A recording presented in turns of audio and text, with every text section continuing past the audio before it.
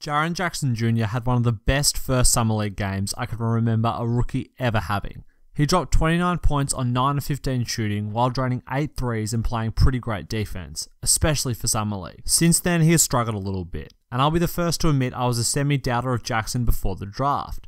But the upside he has shown far outweighs the downside, and I'm excited for his future.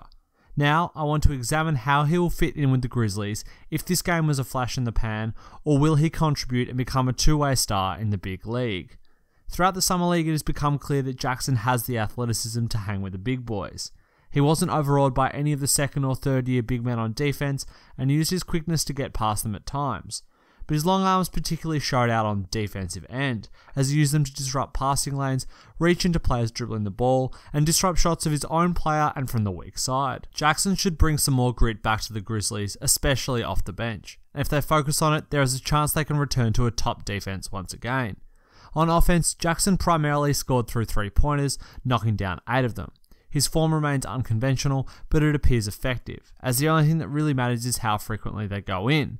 Jackson wasn't just shooting wide open threes either. He hit a step back 3, and some of them were quite contested. This is where I see Jaren being utilised and effective in the regular season. When healthy, the Grizzlies actually have a decent team with Mike Conley and Marc Gasol as their stars. They might be 30 and 33 respectively, but they still have enough left in the tank to play good basketball and be competitive. This is especially true for Conley, who is one of the most underrated point guards in the NBA. His contract is undeniably way too big, but the output and production he achieves on the court is fantastic, and he manages to fly under the radar. Conley is fantastic at running a team, directing traffic, and getting the ball to the right player and open shooters. He also has fantastic chemistry with Marc Gasol, and the two of them can force defenses to focus in on their two-man game, and often requires a third defender to help out in order to effectively stop them. This leaves space to cut and get open on the perimeter. But for an NBA team to be good, they need both shooters and cutters. Placing 3 cutters around a two-man game is a fast way to clog the paint and result in turnovers, as defenses only have to focus on one thing: protecting the paint. 3 shooters around a two-man game is more effective, as defenders still have to go out to them and can't interfere in the middle, but having a mix of both is the ideal situation. Cutting forces defenders to stay on their toes, as they have to watch them for shooting, but also can't get caught flat-footed as their man flies past them to get open in the paint. The Grizzlies roster has previously been full of some great cutters, with Green, Evans, Brooks, Harrison and Selden all being serviceable cutters and finishers in the paint. But over the last couple of years, they have sorely lacked the shooting to open up the lane for these cutters, Marc Gasol and Mike Conley. Jackson will help bring this, and he can play the 4 alongside Gasol, and could even potentially play some small ball 5. His shooting will help open the floor up without sacrificing on defense, and this is where his value really lies. A lot of NBA shooters just aren't great defenders. They are lights out from deep, but couldn't guard a witch's hat on the court. This makes them difficult to play for long minutes and build into your system for the future. Now, Jackson isn't some kind of offensive god. He has some limitations in his ability to score off of the dribble and in the post, and now he isn't terrible in these areas, but I think he will need to tighten his handle and his moves in order to score more consistently over NBA level defenders. He has the athleticism to get into the paint and past defenders, but he'll need a tighter handle and a better gather if he really wants to become a versatile offensive player. But he is so young, and the Grizzlies have so much time to develop him and build around him. And the Grizzlies have begun to add some more pieces around their long-term talented big man. They recently signed Kyle Anderson to a 4-year $37.2 million contract, and I have to say that I rate the move from that perspective. With their huge contracts, the Grizzlies are essentially capped out for the next 2 years, and no one is really going to take on Conley's contract, and while someone might trade for Gasol, it would be hard to get fair value for either of them. So instead, the Grizzlies are stuck in a strange place. They are in the toughest conference by far, with genuine talent, but probably aren't good enough to crack the top 8 Western Conference teams, with LeBron now on the Lakers.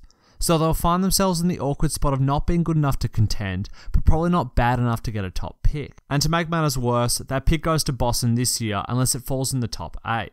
And let's be honest, there are 8 worse teams than Memphis, no matter how tough the Western Conference is. So the Grizzlies should likely try and be as good as possible this season, get minutes into Jackson, and then reassess their situation after this year when that pick is already conveyed to the Celtics. And Kyle Anderson will be fantastic for the Grizzlies trying to be as good as possible. I covered him in my underrated free agents video, and he really is a great player to get for $9 million a year.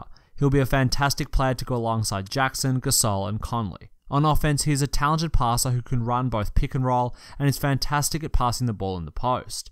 He can also drive, has a great dribble for a guy who is 6'9", and can post up on smaller players when teams put weaker defenders on him. He is never going to be a star on this team, but he's the perfect 4th, 5th, or 3rd option on a team to make things work. Think of him like a less athletic version of Andre Iguodala, does the little things, doesn't complain about wanting a bigger role, and plays hard defense. That is the other thing about Anderson. He's actually an incredibly underrated defender who can really get after it on that end. He uses his decent lateral quickness and incredible defensive IQ to hound people on the defensive side of the court, get in passing lanes, and block more shots than you would expect when you see him run up and down the court. He will complement the starting lineup of the Grizzlies perfectly, and they could return to a defensively fantastic team this season. Mike Conley, Dylan Brooks, Kyle Anderson, Jaren Jackson Junior, and Marc Gasol is a fantastic defensive starting 5, and they actually aren't that bad on offense. All 5 players can shoot the 3, and Anderson, Gasol, and Conley have enough passing and playmaking to make an NBA offense function. This lineup will be perfect for Jackson, who will simply have to focus on playing defense and shooting 3s. He won't be throwing the ball and asked to shoot 20 times a game, and I think this is a really good thing for him. He'll be given the time to develop his game and slowly add facets to it, allowing him to unveil things he's been working on when he is comfortable and confident. This is similar to how Kawhi Leonard developed throughout his time at San Antonio. The Spurs started him as a defender and a rebounder, then he added a 3-point shot, then a post game, and finally more of a dribble and pull-up game as well. I think the Grizzlies would be smart to take this approach with Jackson. I'd sit down with him and seriously plan out the future of his playing, what skill he wants to work on, what areas he and the coaching staff see him contributing in 4 years, and get to work building these skills into his game over a long period of time. Because let's be honest, the Grizzlies won't be world beaters this season, and they need to look to the future. Jackson playing at a high level this season would be great, but it's far more important that he reaches the maximum potential he possesses in 4 years. And at this time, the Grizzlies will have the cap space to rebuild around him properly if he is actually an NBA star. They'll seriously need to consider trading Gasol and Conley and trying to gain future assets, simply because the West is so tough and they don't have a strong enough team to truly push for the playoffs. But the free agency market has been incredibly dry, and as I said before, I highly doubt teams will be willing to take on huge amounts of salary in order to add Gasol or Conley. Especially now that LeBron is at the Lakers, because previously the Cavaliers had been in the mix for Gasol, but now he doesn't seem to make sense for most teams. If the Spurs kept Leonard and decided to make a serious push for the championship, they could trade Powell and future picks for his brother, but it would be a very un-San Antonio move, and I don't predict them to do it. Instead, I'd focus on Jaren Jackson Junior and the future. It's clear he's a top talent, and the Grizzlies simply need to figure out a way to acquire more young talent and build for the future. Because the future is very unclear for the Grizzlies this season and the next season, especially how this season will play out.